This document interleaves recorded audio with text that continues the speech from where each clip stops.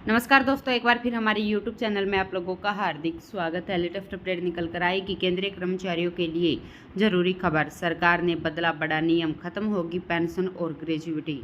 तो दोस्तों, हम आपको सब डिटेल में बताएंगे कि सरकार ने केंद्रीय कर्मचारियों के लिए किन नियमों में बदलाव किया है। अगर आप हमारे चैनल पर फर्स्ट टाइम विजिट कर रहे हैं तो चैनल को लाइक कर दीजिए, सब्सक्राइब कर दीजिए, साथ ही साथ बेल आइकन को भी बजा दीजिए ताकि गवर्नमेंट या पेंशन से संबंधित जितनी भी न्यूज़ आती है उनकी नोटिफिकेशन आप लोगों के पास तुरंत पहुँच के। तो करते वीडियो को स्टार्ट बिना किसी देरी के।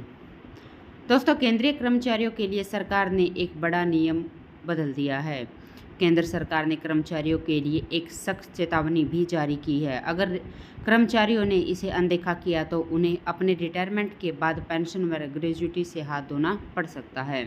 अगर कोई सरकारी कर्मचारी अपने काम में लापरवाही करता है और इसके लिए रिटायरमेंट के बाद उसे पेंशन और ग्रेजुइटी रोकने का निर्देश दिया गया है तो सरकार का यह आदेश केंद्रीय कर्मचारियों पर लागू रहेगा, लेकिन आगे जाकर इस पर राज्य भी अमल कर सकते हैं।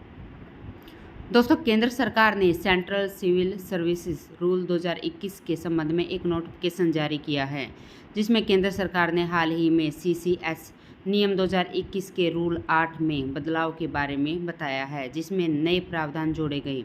इस नोटिफिकेशन में कहा गया है कि अगर केंद्रीय कर्मचारी अपनी नौकरी के दौरान किसी गंभीर अपराध या लापरवाही में दोषी पाए गए तो रिटायरमेंट के बाद उनकी ग्रेजुइटी और पेंशन रोक दी जाएगी।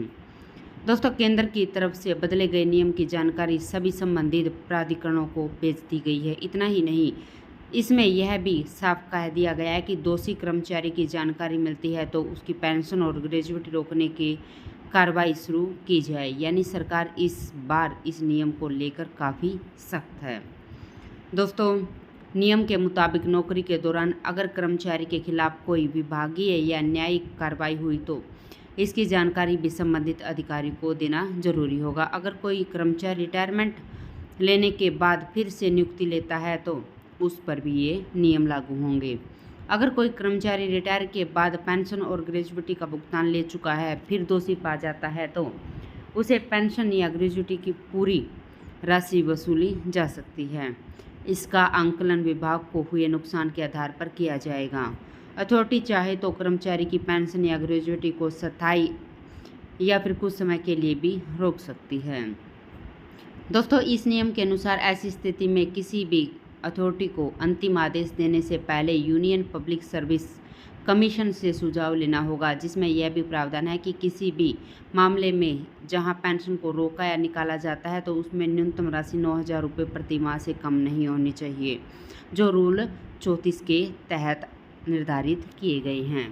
तो दोस्तों, आज के लिए इतना ही। मिलते हैं नेक्स्ट वीडियो में, तब तक के लिए जय हिंद, जय भारत।